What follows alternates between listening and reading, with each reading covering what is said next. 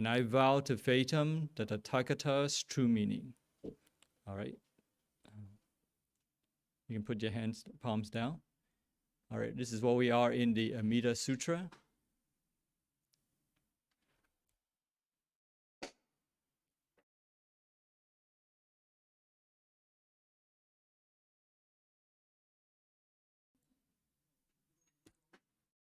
Okay, we are in the zenith directions, and we are now up to the fragrant light Buddha. Fragrant light Buddha represents Pure Land Buddhism. Last time we talked about the history and the rise of Pure Land School, and then we also talked about the rise of Amida Buddha, and we will now talk. Today we'll focus a little bit on the criteria for rebirth in Sukhavati, 极乐世界, cực lạc thế giới. All right.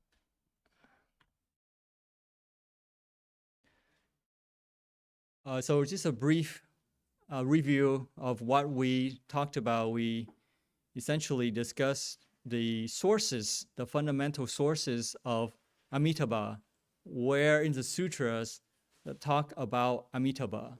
There are primarily three fundamental sutras. One is Infinite Life Buddha Sutra. The other one is Amida Sutra, which is the short version of the Infinite Life Buddha Sutra. And then the third version is the visualizations on the Infinite Life Buddha Sutra.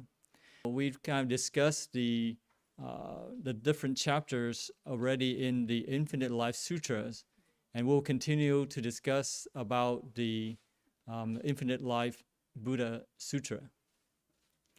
And here, the Buddha explained to Ananda the conditions, the environment in Sukhavati, right? Wonderful environments, that how it is adorned with the most gorgeous jewel trees and golden nets covered by lotus flowers made of jewels.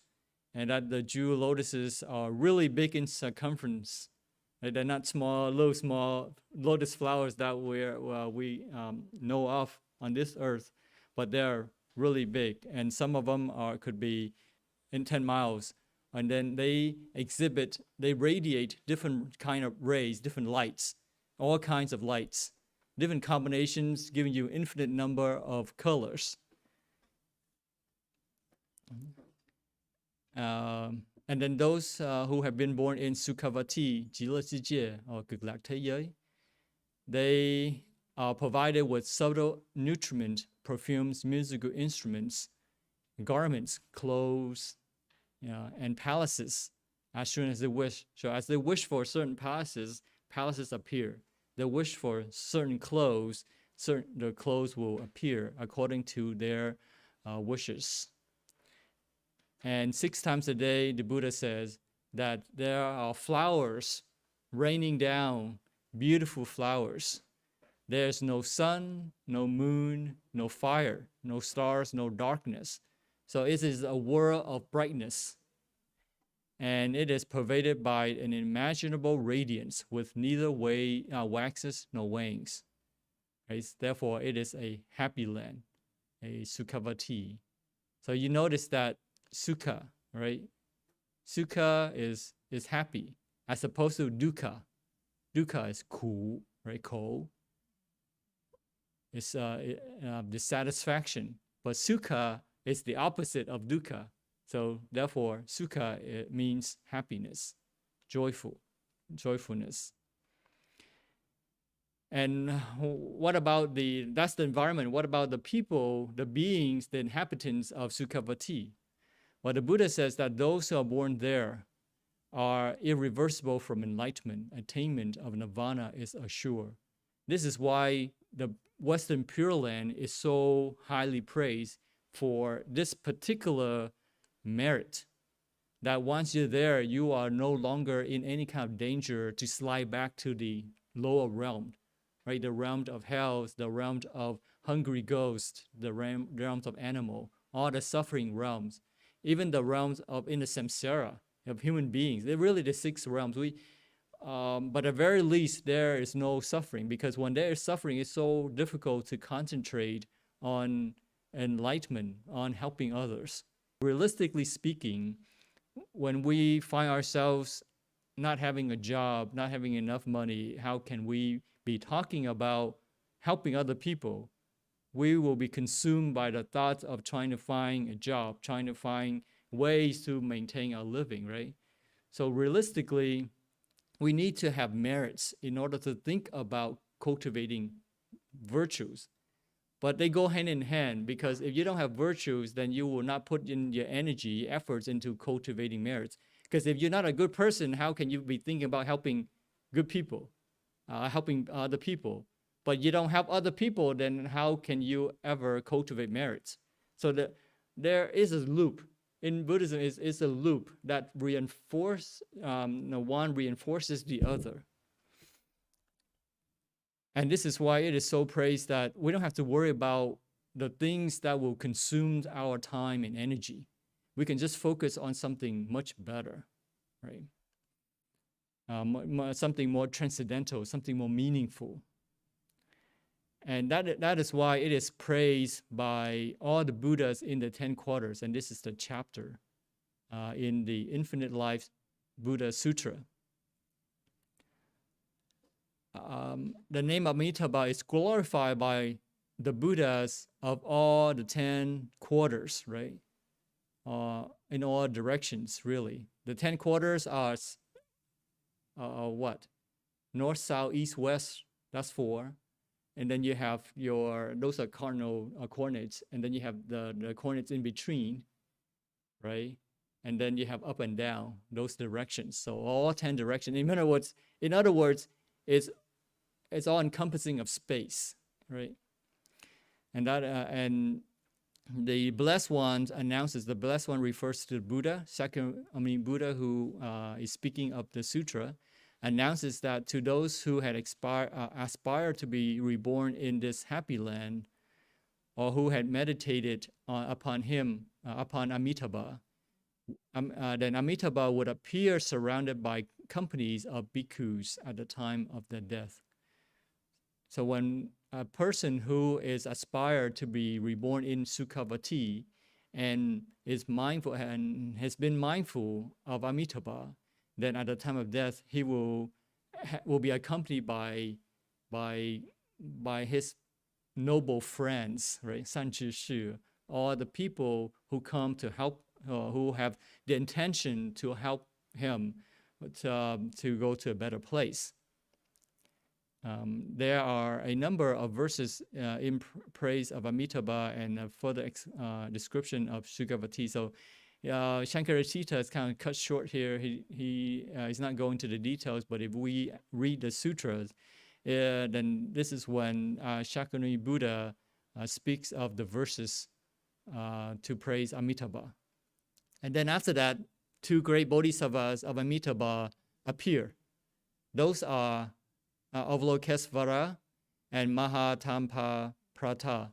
So those are Avalokitesvara is a very famous bodhisattva. He is very well known for helping sentient beings who are in danger or who are in need of help. Avalokitesvara represents compassion, and then Mahastama Parata represents strength. Right? These are 2 great bodhisattvas, left and right side of Amitabha. And they appear in the glory as well.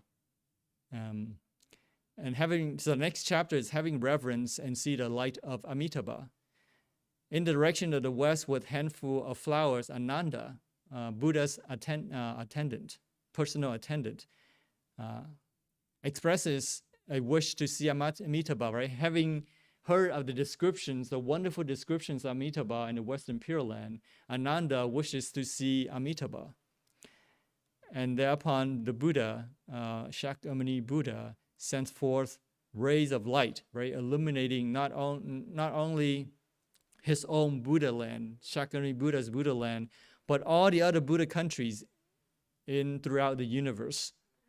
So in this light, not only Ananda can see clearly Amitabha, but all the retinues of bodhisattvas, including all the bodhisattvas of the Western Pure Land, Pusa Zung,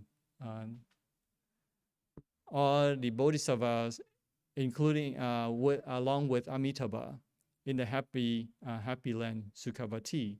But they themselves can also see Shakyamuni Buddha, so they can see each other. And then at this point here is when the Buddha warns of Bodhisattva Ajita. Ajita is another name of Maitreya, right? Maitreya, Mila Pusa, Botak, Yilak.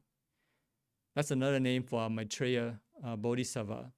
So Shakyamuni Buddha warns Maitreya Buddha that somebody who practices the Pure Land method and is mindful of Amitabha, but is harboring doubt, still has doubt, is somebody who still has doubt, then they may be reborn into the Western Pure Land, but they are in a land they are being excluded essentially from the main quarters of Western Pure Land. Although in their land, the land of doubt, they had a wonderful life, right? They live like those in Savatins. Savatins are those who are in the heavens and where they are very free. Although they have abundance of merits and enjoyment, but yet they don't feel very free. And that's what's happening with those who harbor doubt, is that once they get to the Western Pure Land, they are in a way secluded from the main part of the Western Pure Land. And even though they are in this lotus flowers, but the lotus flowers of theirs has not opened yet, and it's still cooped up. And only after 500 years will their lotus flowers becomes full-blown, and they will be able to hear and see Amitabha. And so that's why the Buddha warns Ajita against harboring doubts, right? He tells him that many bodhisattvas will be reborn in Sukhavati from each Buddha country. So other bodhisattvas from other countries also migrate to the Western Pure Land. So not only us here migrating to the Western Pure Land, but other bodhisattvas as well want to migrate to the Western Pure Land, because this is such a wonderful place to assure enlightenment, to assure not only enlightenment, but ultimate enlightenment, right? I mean, bodhisattvas have already achieved enlightenment, but they have not achieved ultimate enlightenment like that of the Buddha.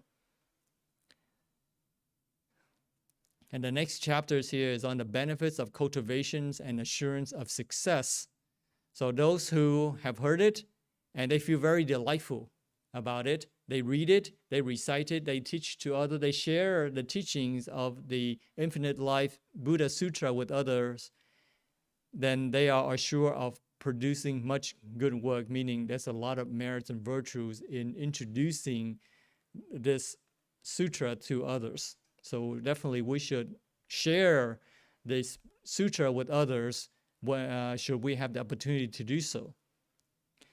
And here the Buddha, Shakyamuni Buddha, praises about learning the sutra, where one who learns the sutra cultivates lots of merits and also wisdom. And then finally, the Buddha utters some stanzas, some verses, and the compiler, who the author of this sutra, tells us that while this exposition of the Dhamma was being delivered, innumerable beings attain each of the stages of the transcendental path. And then the whole world system shook, and various wonders took place. Gods and men applauded the speech of Tathagatas. Tathagatas refers to Shakyamuni Buddha. Okay, so in his comment, in his book here, he just concluded saying that it was just a transcendental path. But of course, this is a fully loaded word. There's a lot of meanings hidden in this word. So I went to the actual sutra itself to find out what is this word is, what is all hidden within this. And the sutra expands this, right? So here we're trying to explain what does transcendental path mean? Because to us, it's very ambiguous of what it means. In the sutras, at the end, this is what it means. I kind of broke it down to 6 parts. What those parts mean. One is that if for those who have listened, humans and heaven beings who listened, and they end up departing from the worldly defilements and attained pure Dhamma eyes. So and also attain anagamant. Anagamant is the 3rd fruit of the 4 of the total path of sagehood, right? A non-returner. They are, and so if we listen to this sutras and we attained, our first is we are departed from the worldly defilements, right? All the greed, anger, all the fanao, right? All the afflictions. And then we attain the pure Dharma eyes. When we see things, we see the Dhamma. In other words, we see conditionality. And we attain sagehood, and that is, we are on the transcendental path. So that's one way of getting on the transcendental path. The second are the bhikkhus, monks, who have ended all afflictions. In other words, they have achieved arhatship. Right? That's a second way. So if we achieve arhatship, then we know we're on the transcendental path. The third is for bodhisattvas who have achieved the non-regressive state towards the bodhi, right?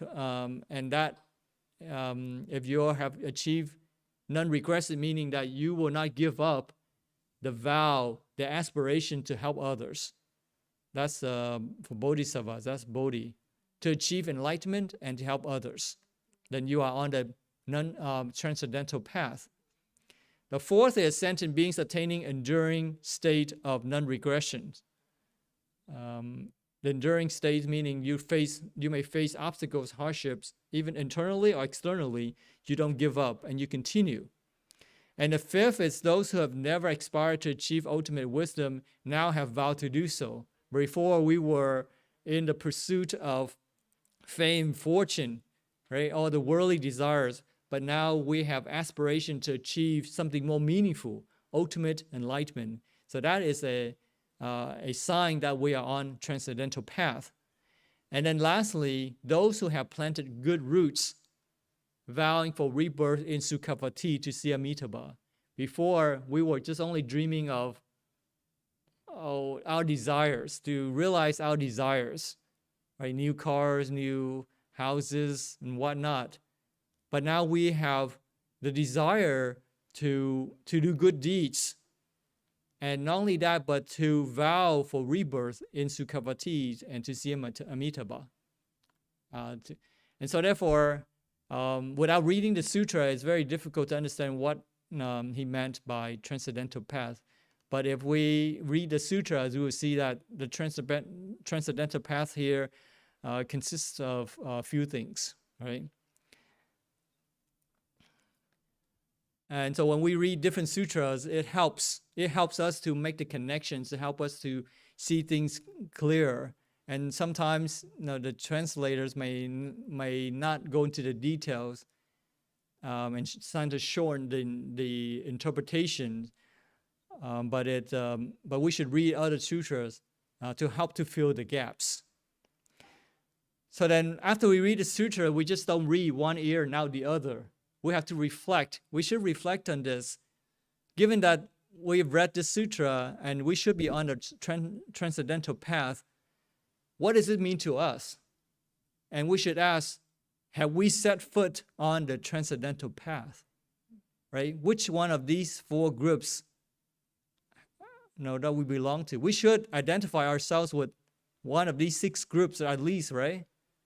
In order to resonate with these sutras and to tell ourselves, to assure ourselves that we have set foot on the transcendental path, right? And how do we know? How do we know that we are actually on the path, on the transcendental path? Right? So we just don't read the sutras, but we should reflect and see how it applies to us. So this in this sutra here, it says that this sutra will be the remainder part of Buddhism. It will last for the remainder of 100 years. In other words, this sutra is more applicable to us. It is meant for us. And therefore, we just don't read and forget. But we should reflect on what this means and how can we benefit from this sutra. And so if we look at these 6 levels, right? Attaining anagamans, be free from the worldly defilements, enduring or ending all afflictions, achieve non-regressive state, and aspire for ultimate enlightenment, and do good deeds, and vow for rebirth in Sukhavati. I mean, I think number 6 here is the very least we should have this aspiration in order to be on the transcendental path. There are many levels of transcendental path, but if we are willing to do good deeds to help those around us, 修福, right, 祝福, if we're willing to help those around us when people need help, we help them, and that we vow for rebirth in Sukhavati, right? We have joyful faith.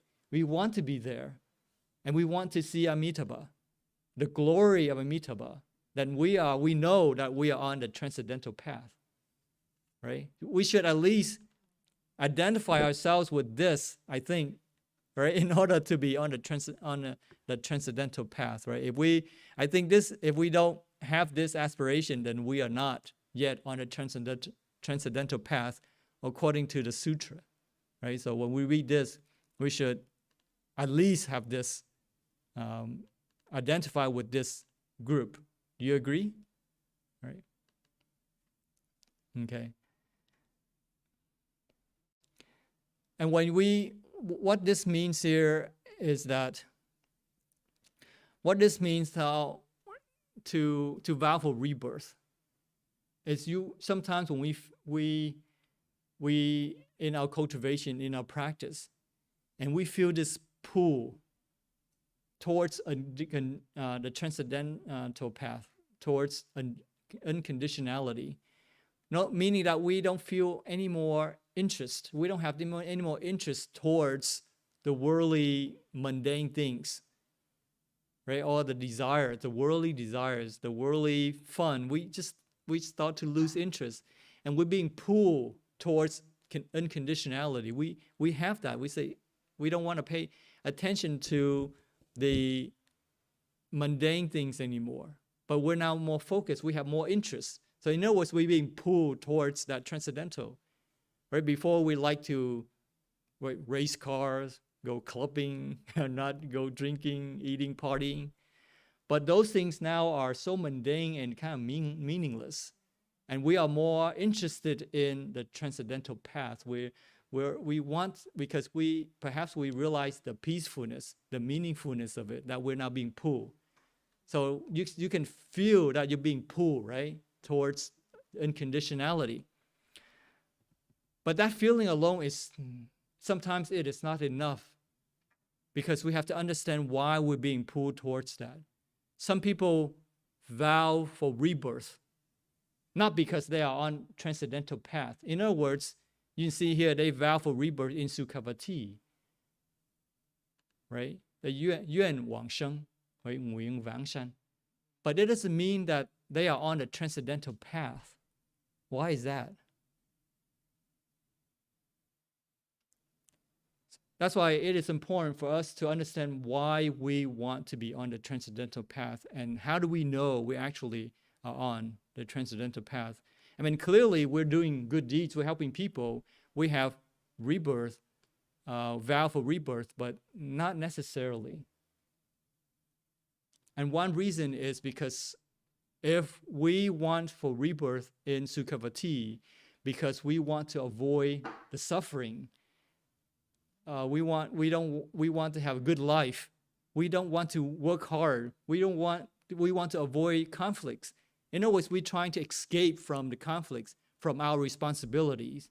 Then that is not resonating with this transcendental path. Does it make sense? Because they've just heard of the descriptions of how wonderful it is. They wish for palace appeared. They wish for foods and clothing. Those things appear. They like the idea of getting what they wish, and therefore they have aspiration to be in Sukhavati, to enjoy the merits. So that is not resonating with the vow of Amitabha. In other words, they're searching for heavenly joy. Right? They are searching for heavenly joy and not to be in Sukhavati. If we look at the world and if we face suffering, we are not afraid of the difficulties. But then when we are faced with happiness, we are not attracted to it. We are not being fooled by happiness. Just like Mr. Chen, Hui Zhang, right? So, yesterday he said, this aspiration to be in Western Pure Land is like wanting to go home, right? After this class, you want to go home. Of course, you are very happy to stay back to have discussions and to help out, to clean up, and to do whatever you can do to help others. But after that, you're on your way home. There's nothing that will obstruct you. You may go home and then you may stop by a supermarket to get something for your friends, your family. But then you know that you're on your way home. And when we feel this pull, this gravitational pull that pulls us towards unconditionality, towards Sukhavati, then whether it's difficulties or not, it doesn't matter. There are many difficulties to obstruct us, like your friends and families and all the wonderful things. But it doesn't mean that we throw them all away. It doesn't mean that we shut them out. But we fulfill our responsibilities with families. We treat them with respect, with love. But we have no expectation for them to return the good treatment. Right? When we love our families, we love our friends, our co-workers, and we do the best we can. And sometimes we want to take the extra mile to complete the work for them because they can't.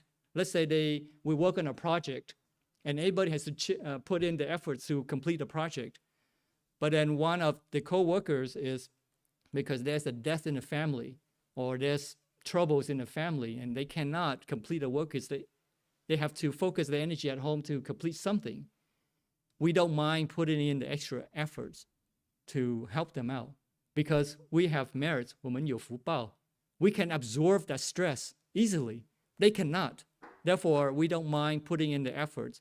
We may have to reduce our time to be mindful of Amitabha, not time to 念佛, for example. Because there's somebody who needs help, and we are happy to help them.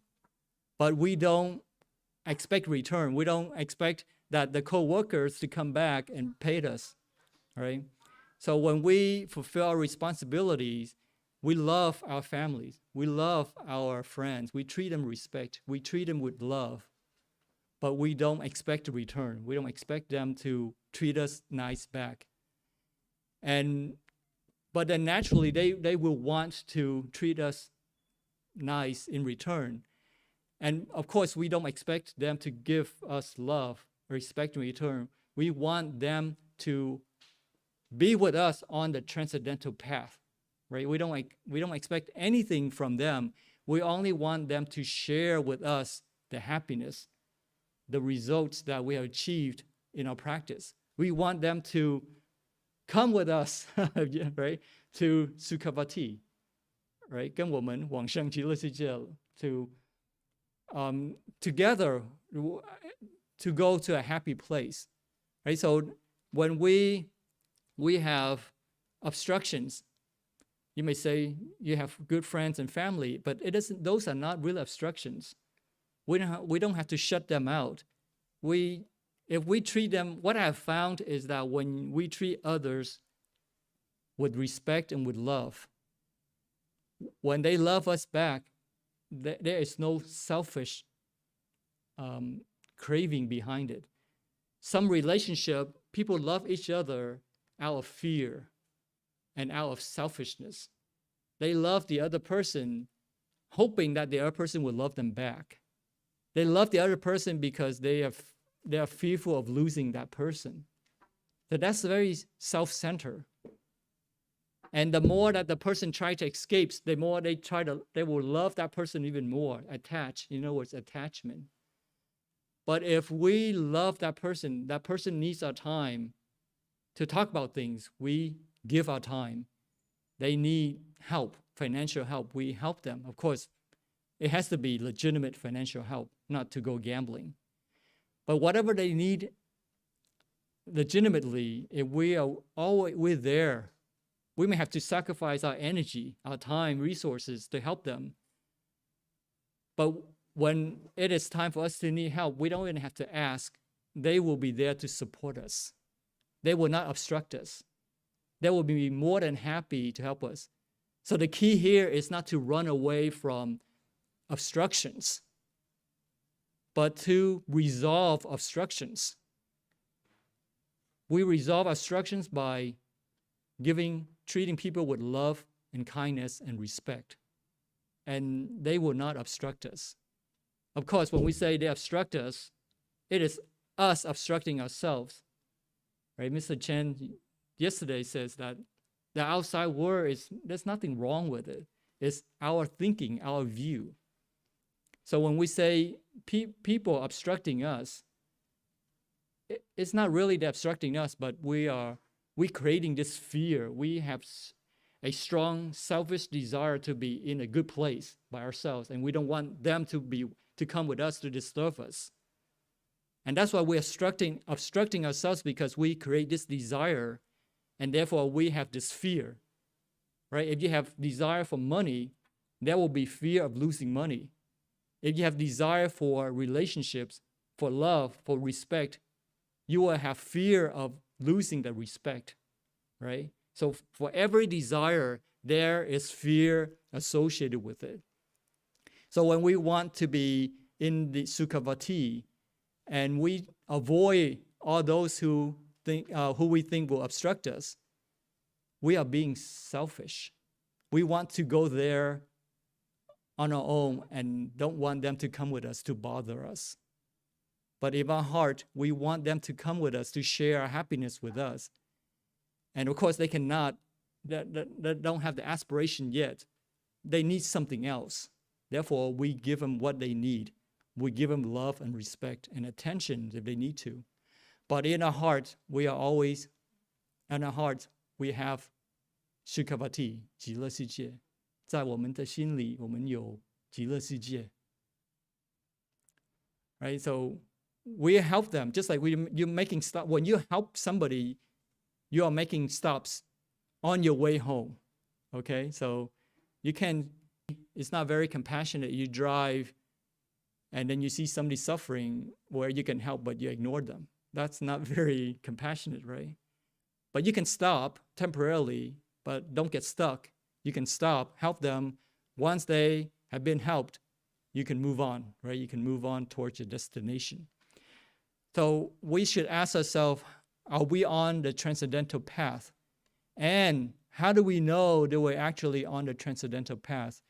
It's when in our heart we have this yearning, this desire to be at home, right? It feels very at home with us.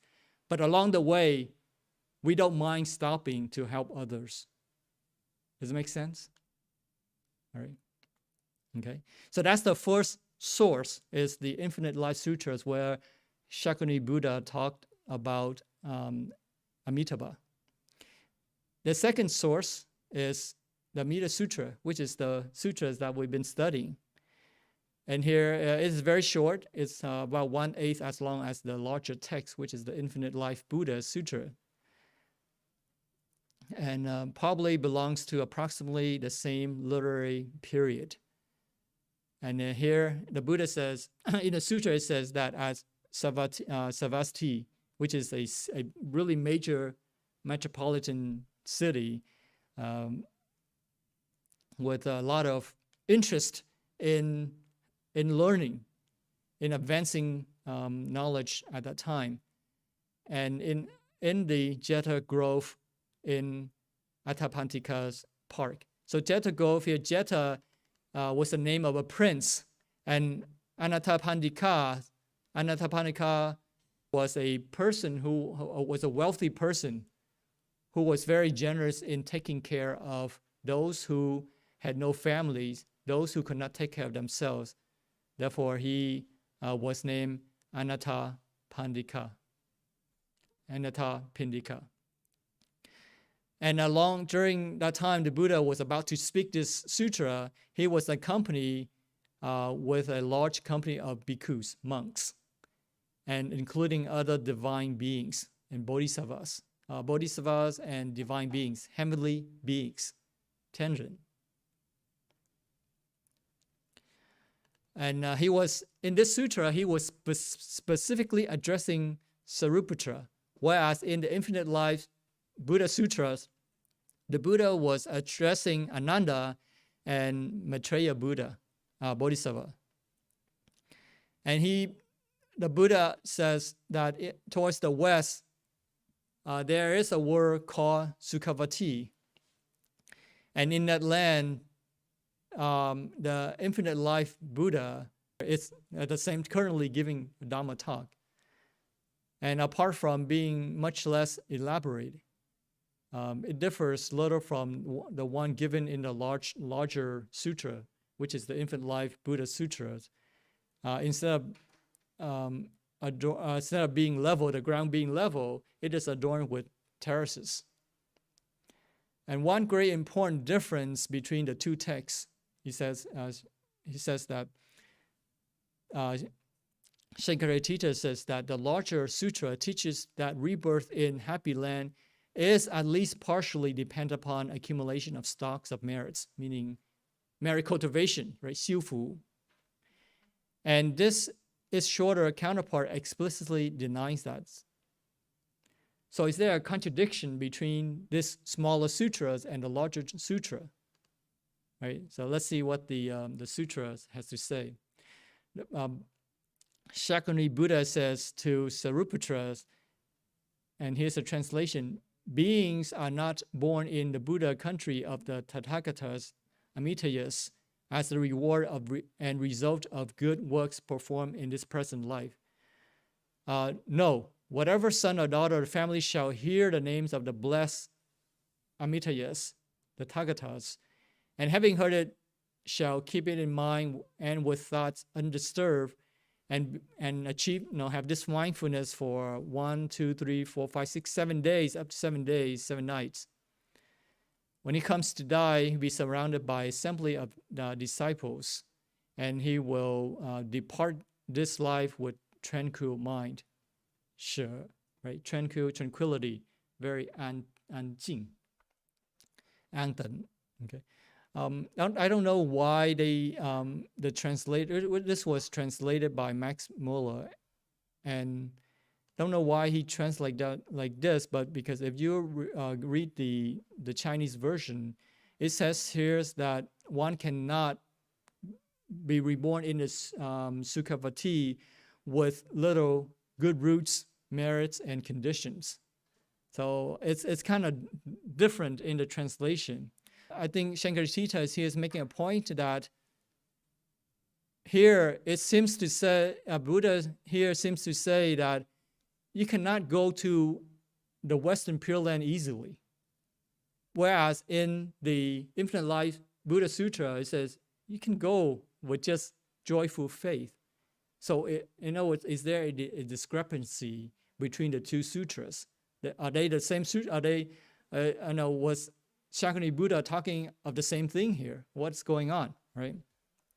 So let's dive into that to understand how we can resolve this discrepancy. And then the sutra continues, the translation continues. After their death, they will be reborn in the world of Sukhavati, in the Buddha country of the same Amitayas. Okay. So is there a discrepancy here? I think once we get to the visualizations on Infinite Life Sutra, Infinite Life Buddha Sutra, we'll see it more clearly. 观无量寿经, I think it'll help to bridge the gap. I think so. Those three, I think you have to read all three sutras to really understand the gaps.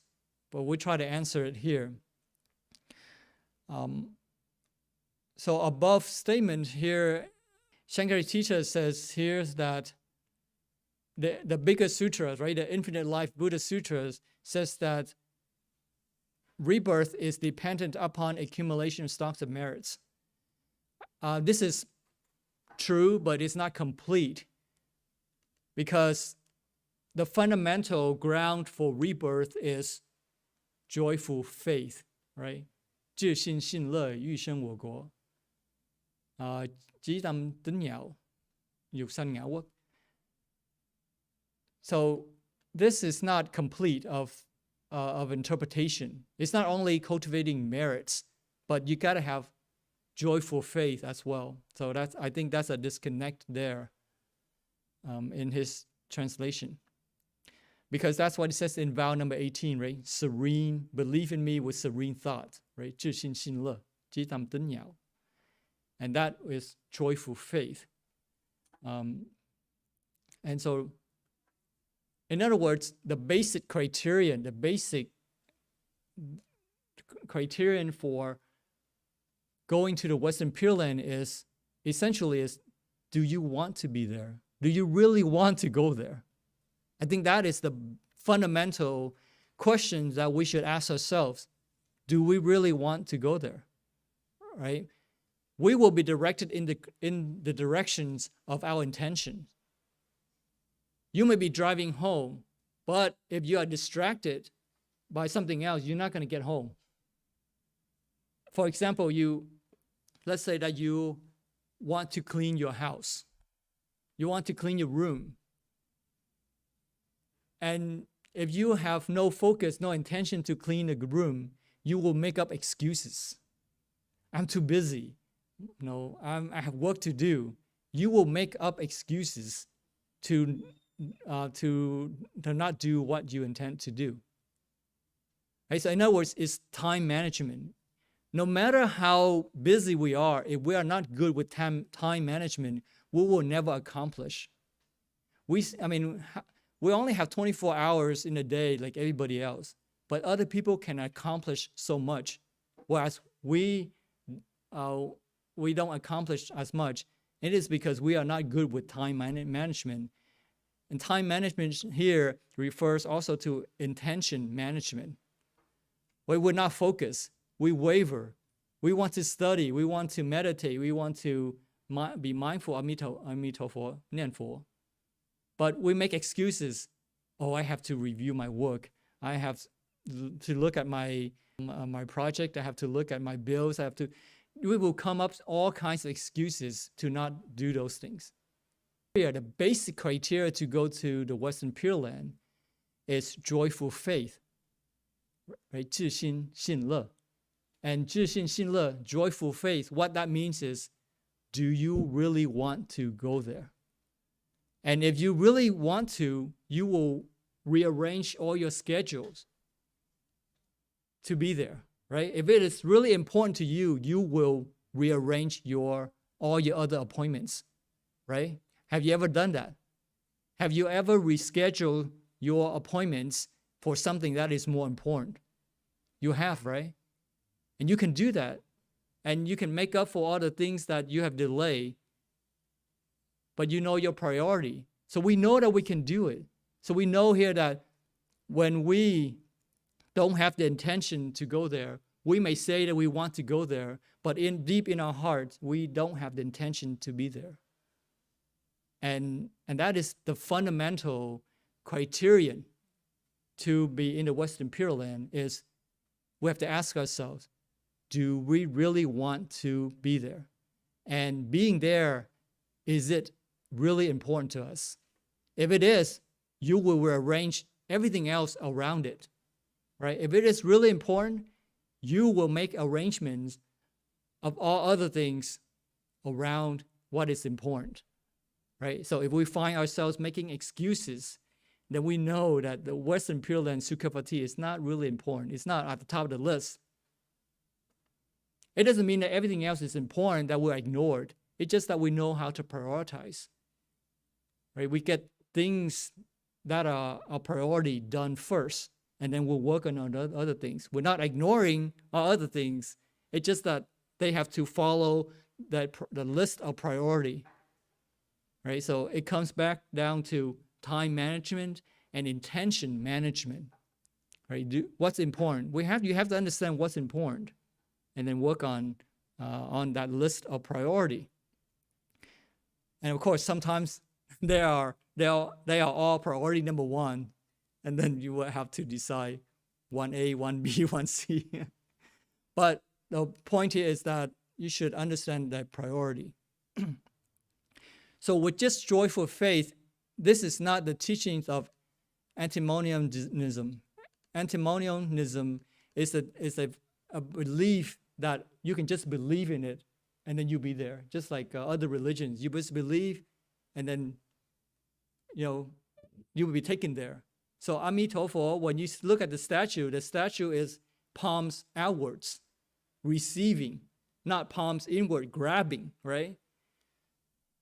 Antinomianism is a belief that as long as you have belief, you don't have to do anything else. And that is not what it means here. We have to generate the conditions, cultivate merits, generate the conditions, have a pure intention, know our priorities, right? It's not being passive, just lay there, lay back, relax, and have Amitabha grab you. But you have to take that proactive approach to want to be there, right?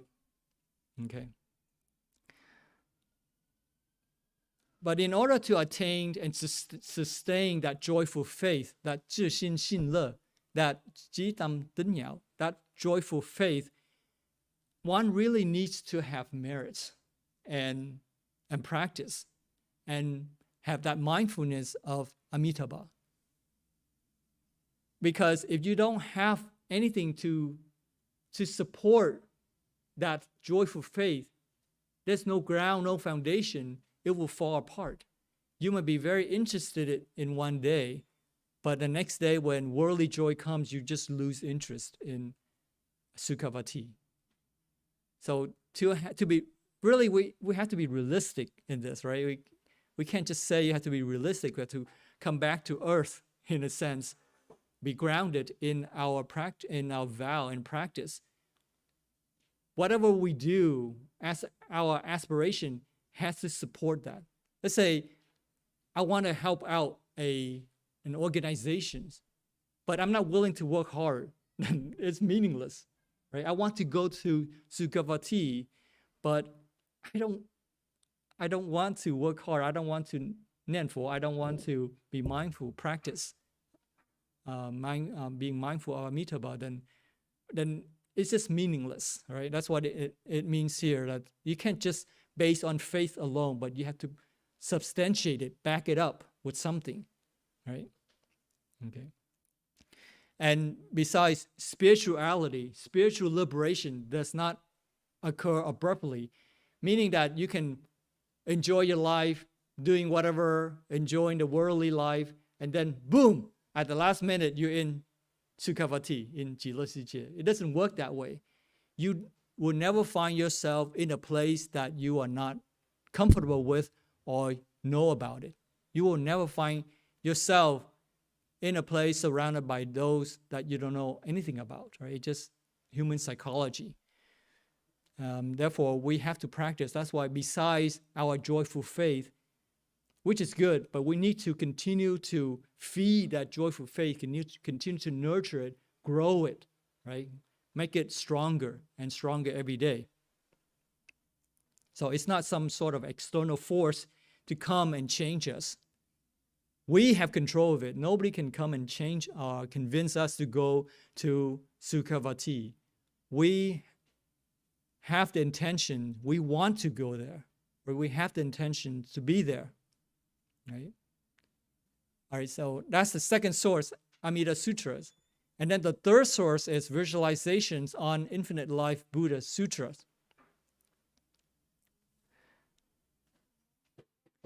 Now, the Infinite Life, the Visualization Sutra, is a short name for it. It's really an intermediate, intermediate between the large sutras and the smaller sutra. The large sutra is the Infinite Life Buddha Sutra, and the smaller sutra is the Amida Sutra. So the visualization is kind of in between. And it talks about the 16 meditation methods that the Buddha taught to Vedahi. Vedahi was a consort of King Bimbisara. She was a queen of Bimbisara, King Bimbisara. And in addition to the 16 methods, the Buddha has also taught Vedahi of the merit cultivation, threefold goodness, right? The nghiệp tam phước, jing ye san fu. So when we learn about this, what does it mean to us? The Buddha was teaching Vedahi. Does it mean that it's not applicable to us? It is very applicable to us. And how can we make this sutra applicable to us? When we read sutras, we just don't read the sutras, but we have to make the sutras applicable to us. In other words, it's not just about going to the Western Pure Land. But when we learn these sutras, it is our responsibility. And I think we should take upon that responsibility, should you accept, to turn this place into Sukhavati. Meaning that we should start with our own families, our own friends, our small circle, our own small circle, and turn that small circle into a happy land. Wherever that we go, we bring happiness to others. Wherever we go, we bring peace, safety to others, right? And that's what the sutra is trying to teach us here, even though he was teaching Vedahi, but he was giving us a guideline of how to live our lives. And living a happy and moral life is fundamental to the success of meditation practice. Because when you live morally, when you cultivate merits, 修福, right, 杜福, your life is abundant and you will have very little worries. Because when you have merits, 有福报, 我们有福报. When we have 福报, when we need help, help comes. It may not be the people that we helped, but there will be somebody who will be there to help us, to ease the difficulties. That is what merit is. The function of merit, right? 福报的作用. The function of merit is to remove difficulties and hardships. So if we encounter difficulties and hardships, it means that we do not have sufficient merits. If we find ourselves being helped and devoid of sufferings, difficulties, then we know we have merits. And when we have no worry, we don't have to think about our bills. We don't have to think about, is there going to be dinner later tonight? We don't have to think about food. Then our minds will be more settled, right? And we can easily sit at ease to practice meditation. So you can see the relationship there. And when you have meditation, you see things very clearly. You can see the differences between wrong and right, good and bad, unskillful and unskillful. And of course, with wisdom, you will choose what is skillful. You have right mindset. And when you have the right mindset, you will do good deeds. When you do good deeds, you are cultivating merits. 修福, 杜福. The more that you have good deeds, a more abundance of life in life that you have, the more happy you feel, the more at ease that you feel. And then what does it do? When you have more at ease, your mind is more calm, you can see things even clear, things more clearly. And when you see even things more clearly, there is no reservations in doing good deeds. And you can see the cycle, right? The cycle, it feeds itself. It reinforces itself. And so the Visualization Sutra is teaching us how to live a happy life. Not to wait until we go to Western Pure Land to have a happy life, but to have a happy life now. Can you see the connection? Right? The threefold goodness, Sanfu, Damfu, is to help us have a happy life now, not to wait until we go to the Western Pure Land. And that's why we have enough energy, enough aspiration to take upon the responsibility of trying to make Earth Sukhavati, to turn this place, Earth, into the Western Pure Land, right? Our journey towards the Western Pure Land does not start in the Western Pure Land, but it starts now, right? Our journey starts now. And we should take upon ourselves to try to bring happiness towards everybody around us, right? And we can do that because we have a lot of merits to spare. We have a lot of energy to spare, wisdom to spare. If we don't live a happy life now, I think it is very difficult for us to have a great chance of rebirth. Because how do you know that you're going to be reborn in the Western Pure Land? Who can tell you? Right? Mr. Chen, a couple of weeks ago, he says, don't need to ask anybody. Don't need to ask other people. Ask yourself. Right? We ourselves can answer the questions. Are we going to be able to be in the Western Pure Land? We ourselves should know.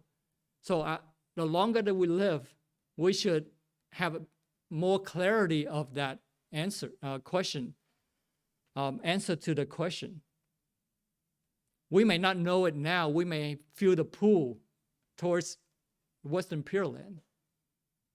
And our view may be hazy, but as we continue to practice, we should be able to tell, right, that we're getting closer, that the answer becomes clearer and clearer. And it should become clearer and clearer. But if it's not, then we're in trouble and we're not in the right direction. So the Buddha here is giving us a guideline and giving us very clear guidelines, assistance. Right?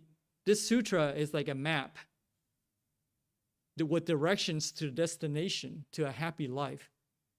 So whether Sukhavati exists or not, it doesn't really matter. Because Sukhavati is here. It's not a place that you will be happy, all of a sudden you become happy. No. If you're not happy, no matter who you're with, you will not be happy. Right? Does that make sense? Because the Buddhas and Bodhisattvas are always around us. But sometimes we feel unhappy. In other words, if we are not willing to help ourselves, nobody can help us. Friends, families may try to make us happy, but we don't want to make ourselves happy. We don't want to put in the effort to be better, then there's no way we're going to be better. The Buddha is not going to grab us and take us to Western Pure Land. If we don't live a happy life and we don't really want to be there, then even if the Buddha takes us and puts us in Sukhavati, we're still not going to be happy because we don't want to be happy, right? So when we study these sutras, our lives should be happier and happier, not necessarily every day, but you look back a year from now, you should be happier, than you were a year ago, right? And Mr. Chen, a few weeks ago back, he said, you should feel happy when you study Buddhism. That means you're making progress. If you don't feel happy, then you're not making progress, right? Therefore, the Buddha has set out a very clear guideline for us how to live a happy life. And of course, the destination, the next destination is Sukhavati. So when we study Pure Land Buddhism, it's not that we're being unrealistic, right? We're not dreaming of something remotely far away. It's not a dream. It's a life that you live now, right? So we are being realistic by living a happy life now, right? You agree, right? Okay. Okay. So what are the what are the three goodness? First goodness is, according to the sutra, is supporting one's parents. Supporting one's parents. Second, serving and respecting teachers and elders. Number three is having a compassionate heart, a compassionate mind, and abstaining from doing injuries to other beings. Four is performing the 10 wholesome actions. And so that's the first group. And then the second group is take refuge in the Buddha, the Dhamma, and the Sangha, right? The three jewels. Observe the precepts fully. In Sankaratiya's book, he didn't mention this, and he didn't mention this either. But in the Chinese version, it has this: do not violate proper mannerisms, right? And observe the precepts. And then the third group, give their whole mind to attainment of enlightenment. Your dedication, your motivations for enlightenment. And then 9th is deeply believe in the law of cause and effect. 10 is study and recite the Mahayana Sutras. And then 11, encourage one another. This is not discussed in his book either. I don't know why. So going back to the older versions that Sankaratiya was making a conclusion that there was a discrepancy between the larger sutras and the smaller sutras, Amida Sutras. The Infinite Life Buddha Sutras defines, you can say, the minimum requirement for rebirth. And the Amida Sutra, where it says you cannot have fewer good roots, merits, and conditions for rebirth. So what is the minimum? Right? The Amida Sutra says you cannot have fewer good roots, fewer merits, and fewer conditions for rebirth. So what is the minimum? Well, we kind of mentioned this already, that we can find a minimum requirement in the Infinite Life Sutra, where you should have at least joyful faith, right? In other words, do we really want to be there? And how we go about it is to cultivate merits and to practice the three good deeds. The three goodness. Okay? So joyful faith will get you to Sukhavati. And if you really want to go there, and the level of cultivation sets the level of rebirth, right? The more merits you have, the higher the level of rebirth. So in this section, the Buddha taught Vidahi the fundamental before getting to meditation. He talked about the three goodness. So that's merit cultivation. And then the Buddha talked about the methods of meditation. There are 16 methods. The first method is concentrating one's mind upon the disk of the setting sun. So you imagine you have this disk in front of you, and you imagine the sun is setting, the red, golden color, reddish color. So you imagine that. And then when you practice at some point, how do you know you're successful? Is that whether you have your eyes closed or open, you can still see the disc. And that's when you know you are successful. The second method is you visualize kasina. Kasina is the visual object of concentration. Whatever is in front of you, that's kasina. Then you visualize water and then eyes, and then you reflect that image in your mind. And you could also imagine it, the color of lapis lazuli, right, which is a very bluish stone, precious stone. And then the Buddha says that you continue to meditate on this precious stone, blue stone, and you imagine that it has 8 points, and every point consists of jewels and thousands of light rays. And every light ray, there are 84,000 colors. And they all look like 1,000 million suns. So you can see it's very bright and continuous. And that's stretched across. So you imagine that the land is filled with all these blue stones. So this is the environment, the land of Sukhavati. And the rays from the jewels form lofty towers, right? These rays, these jewels, precious stones, turn into big, tall, big buildings. And they are all decorated with flowers, banners, musical instruments, and they emit the sounds of suffering, unreal and permanent, and no self, right? 苦, 无常, 无我, right? In other words, we are exercising our mental, audio, and visual senses. We start to visualize the buildings, and we hear the sound, the music, and we can smell the fragrance. So you're exercising your senses. And the third to the sixth meditation is to attain a clear perceptions of the constituent parts of Sukhavati. So all the little parts that make up Sukhavati, you imagine those two. So whether your eyes are closed or open, you could still see all those things. And that's knowing that you are successful.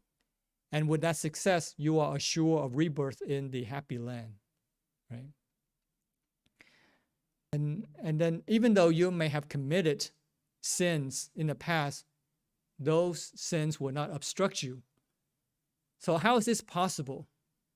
How is this possible that if we have a lot of sins in the past that we can still migrate to the Western Pure Land? In other words, is there something outside of work that can just come in and change us? And we can ask this way, why is it there are beings who are stuck in the realms of hell? Why is it that they're stuck in the realms of hell for infinite lifetime, right? Thousands of lifetime. Why is it they're stuck? And why is it they cannot escape? And then people who are, let's say they are stuck in an abusive relationship, you can ask them, why don't you just leave? It's not easy. It's not easy for them just to leave like a relationship that they don't like. Same thing, it's not easy for us to leave this world. And same thing for the beings in the house, it's not easy for them to leave. It's not that somebody is constraining them, but there's something else that's not allowing them to leave. On the other side, how is it that some people can just leave easily? Some people who are very sinful can leave very easily, go into Western Pure Land. So we can take a realistic example of the Angulimala. Angulimala, in his case, he killed, text says 100,000 people, some text says 100 people, but in other words, he killed a lot of people. He was a serial killer. But then when he came to realization, he was able to be liberated. In other words, he was not being pulled back in the realm of suffering. When he became an arhat, he ended all his suffering. So he spent a lot of time killing people, but then at the end, he was able to be liberated. So we can ask, is there unfairness in the law of cause and effect? Where is the law of cause and effect? All right. Well, I think we kind of discussed this during the discussions with Mr. Chen, I think a month or two ago, when we talked about this. When Angulimala became an arhat, he achieved no self, meaning that he may have encountered suffering, but that suffering did not belong to him. It did not belong to anybody. It was not a personal suffering. So he was not stuck in it.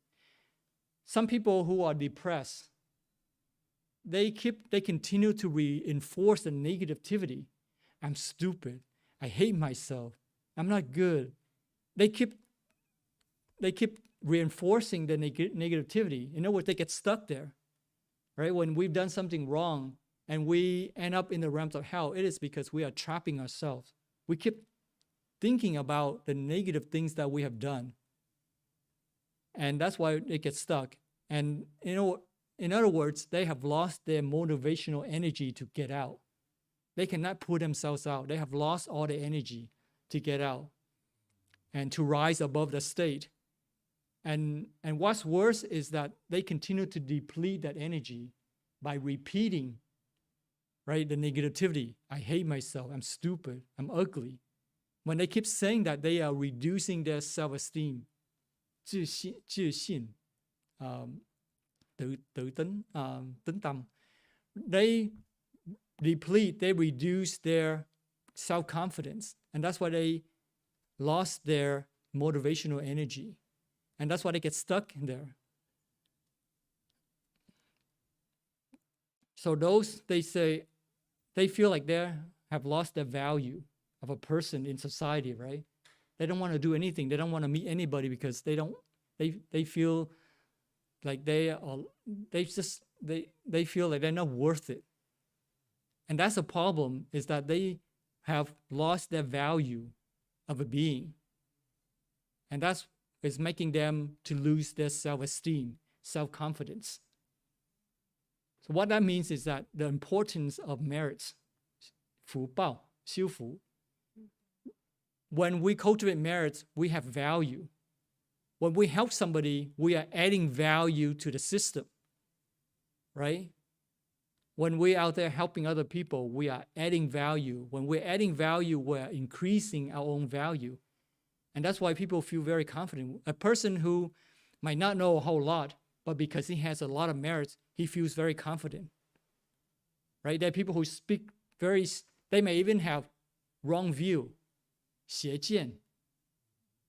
But then when they speak very powerfully and they able to convince other people, right? And it's because of merits. That's on the negative side. But on the positive side is that when we cultivate merits, we helping people, we are adding value. And in other words, there are two ways to get out of that negativity. One is to add value, and the other one is to end your egoism, 无我, achieve 无我. So this way, it's nothing personal. The negative feeling that you have is not yours, and it can be anybody else's. It's not yours. It's not personal because you have achieved no self, 无我, vô ngã. Therefore, it's the negative feeling. Hey, it is not mine. You don't take it personally. So to answer the questions of how can a sinful person migrate to the Western Pure Land is really a mind trick. If you can, when we practice three goodness, we will elevate our value and we can escape this trick, this mind trick, right? We will stop telling negative things about ourselves. I'm ugly. I hate myself. I'm stupid. I'll never be there. I'll never be successful. So those negative thoughts are very harmful. And that's why we're stuck. And when we cultivate merits, when we are out there helping to make the world a better place, we take on the responsibility to transform this world into Sukhavati. We are adding value, right? Therefore, we can escape from it. Because once you escape from it, you look back, you say, I don't need to tell myself I'm stupid because I'm, saying that you're stupid is egoistic, is 自我, right? 自我. 自我, you are attached to yourself. It's meaningless. Once you have achieved that, you look back, it's very meaningless. Does it make sense? So, yeah. But when Chinese people talk about all those activities to themselves, and they think they're like being humble or whatever. That's like part of Chinese culture. I always like seeing that, and then sometimes I want to like clear it out, but the people that Yeah. I just see myself. Yeah, so yeah, in a Chinese culture, there is a tendency, or maybe Asian in general, there is a tendency to down talk yourself, and they want to be humble. But remember, the Buddha says that humility, humbleness, that is still egoistic. It's still 我执, right? You're being humble, 谦逊, right? Kim Dong, humility is a form of egoism because you still see yourself being lower.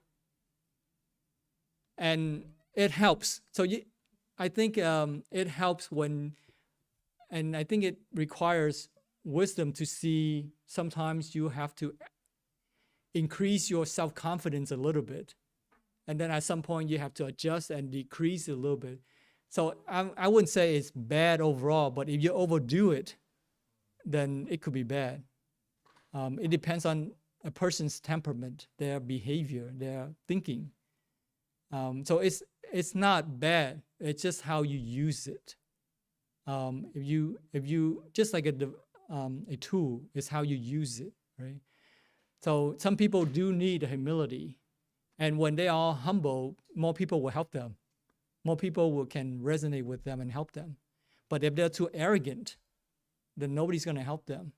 Maybe they can do it on their own, but if we need help, we shouldn't be arrogant, right? If we need help, we should be humble. But knowing that at some point, if you're too humble, you can lose all your self-esteem and your value. So yes, there's a balance, a play here that we need to maintain, right? So when we practice the 16 meditation methods here, it helps us to have a clarity and to see things, and perhaps maybe this is why they can overcome this with the power of Amitabha and their motivation. They can overcome their sins, right? We are kind of running out of time here, and I will pick up this next time. A lot of more information to discuss with you. I think I want to make this a little bit more relatable to how we can apply it. And so there's a lot more information that we will see how we can apply it. But the takeaway today is that there may seem like discrepancies among the sutras because there are different criteria. And we go deep into that a little bit more. But we need to read all the sutras to eliminate those doubts. Sometimes we have doubts not because there are inconsistencies, but because we don't have full understanding of the Dhamma. And therefore, we have to read different texts, different sutras to get the full illustration. And in order to have that understanding, we need to have foundation. And the foundation is really our joyful faith and merits.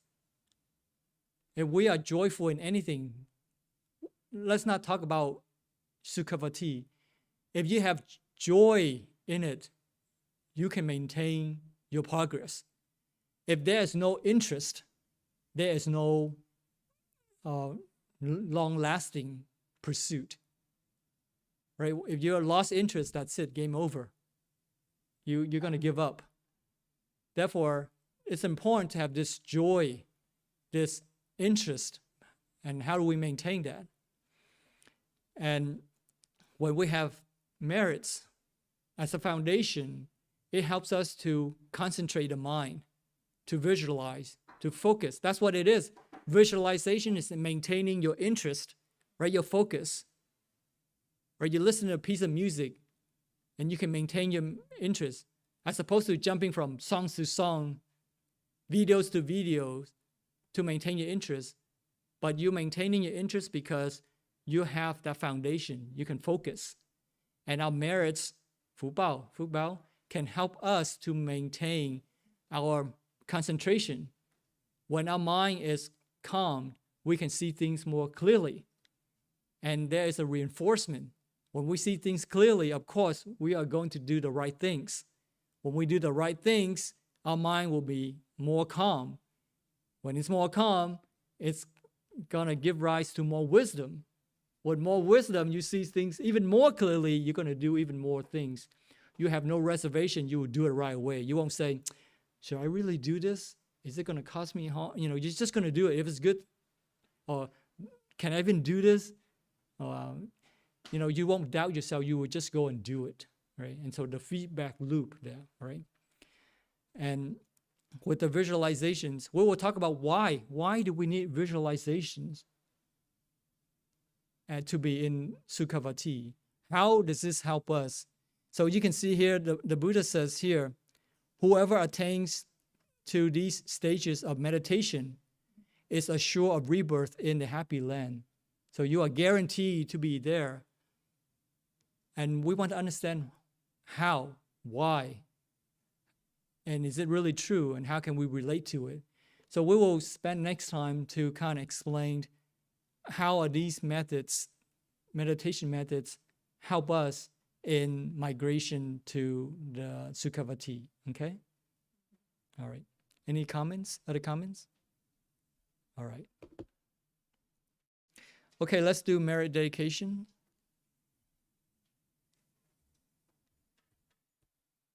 If you could please join your palms together, we recite, may the merits and virtues accrue today adorn the Buddha Pure Lands, repay 4 types of kindness above, and aid those suffering in the paths below.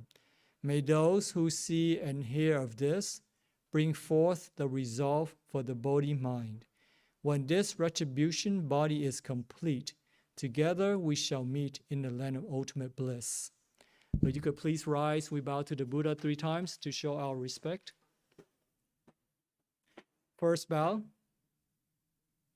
Second bow. Third bow. Amida Society.